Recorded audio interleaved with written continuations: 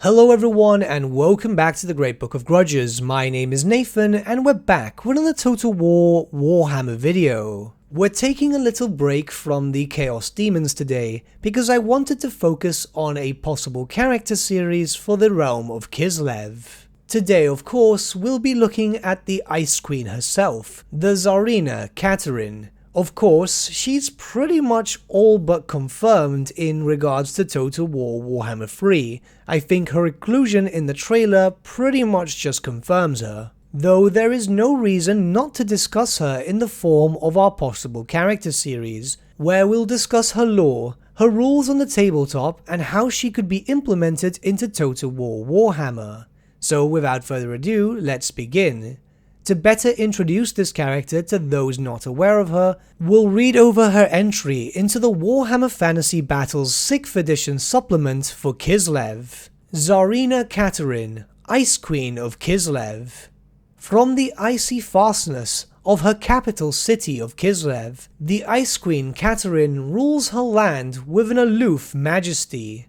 The daughter of the fiery and charismatic Tsar Boris, she ascended to the throne in 2517, following her father's death in battle whilst leading an army north of the LUSC into the Troll country. She is the latest in a long line of Tsarinas, descendant from the ancient Khan Queens of the Gospodars, the powerful tribal group that migrated west centuries ago and became the dominant peoples of what was to grow into the nation of Kislev. A great wizard in her own right, her power is said to come from the land of Kislev itself, its icy soul and bleak tundra giving her command of the elements and mastery of the form of wizardry known as ice magic. Indeed, some whisper that she is in fact the living reincarnation of the very first Khan Queen, Miska. So complete is her grasp of this dangerous branch of magic.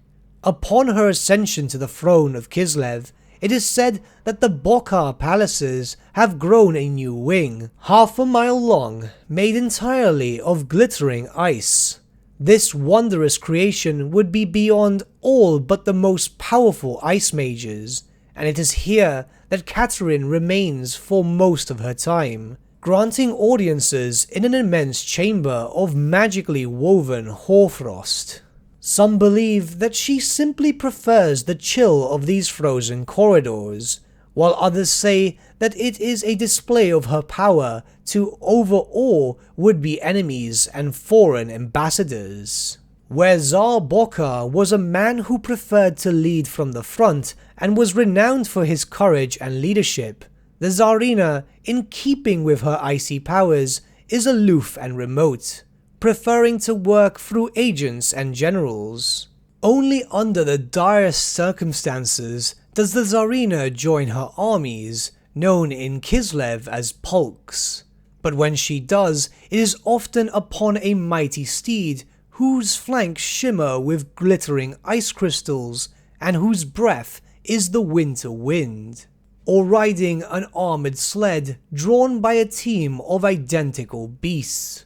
On those rare occasions when she leads her army into battle, the devotion lavished upon her is beyond that which might be expected of such a remote and cool ruler. Her power over the elements is clear proof that the blood of the Khan Queens flows in her veins. The Ungals of the North fear and respect her as one of the ancient warrior witches from their oldest myths. A time is coming that will see the Tzarina on many a battlefield before the year is out. Marauding tribes of Kurgans and Kayazak push south in ever-increasing numbers, united behind the banners of their Tsars and Hetzars. The sheer scale and ferocity of these raids has prompted the dispatch of a number of contingents from the Empire to aid Kislev. Artillery from Null, mercenaries from Talia, Wissenland Pike, arquebuses from Aveland, Nordland halberdiers, knightly orders, and all manner of troops from all across the lands. The writings of Ansprat of Null names this time as the Spring Driving, an innocuous term that encompasses a time of unremitting horror and bloodshed. Masses of northern marauders are sweeping down into Kislev, butchering everything in their path. Many battles have already been fought, and the Kurgans have razed several towns, Choika, Zedevka, and others that appear on no maps. The Polks have scattered into the oblast, though many boyars are rallying their forces to fight once more. But as more and more marauders drive south, it is certain that the days of blood are not yet over. With her basic lore discussed, let's start moving towards the tabletop. Her stats themselves were not too impressive. I'm of course referring to her standard stats. Very average all around in terms of weapon skill, strength, toughness, wounds, and so on. But then again, she is a caster character, so she's not meant to lead from the front. On the tabletop, she was always represented to be mounted, however we know on lore that she is also able to use an armored sled. I'm assuming that this might stay the same in regards to Total War Warhammer. It could be possible the sled may not be added, though it does sound like something rather interesting and a very unique mount option at that. But with all that being said, let's look at her special rules. Katarin is of course a level 4 wizard that may only use ice magic. It's more than expected to see ice magic implemented in Total War Warhammer with the release of Kislev, where of course we've already seen that style of magic being used on the announcement trailer.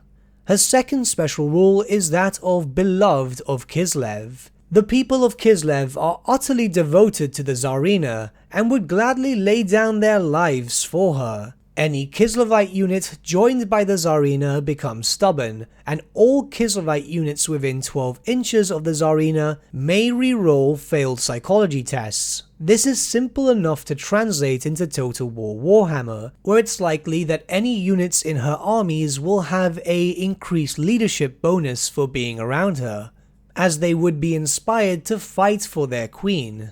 The next special rule more focuses around the actual tabletop and it has no relevance here, so we'll start moving towards the magical items.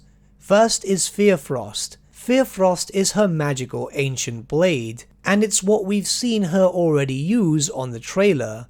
On the tabletop, this conveyed the special rule Killing Blow. I'm assuming that in Total War it will give her some benefits melee-wise, not enough to make her very potent, but enough to fight her way out of a situation should she find herself in one. And her last special item is that of the Crystal Cloak, which conveyed a ward save, but also had a special effect. All enemies which tried to attack her would suffer a -1 to hit and wound.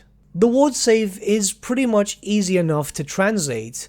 The second part of the rule could work as a generic debuff aura, where melee attack values for anything around her could suffer some reductions. Nothing too drastic, but a small change at that would still prove to be rather useful. Just jumping in with a quick edit here, I've realized that the special rule Protectors of the Khan Queen, which on the tabletop would lift the restriction on Griffin Legion units, I've realized that it actually can be implemented into Total War Warhammer, that's my bad, where instead, in regards to her armies, the Griffin Legion units would then have a reduced upkeep.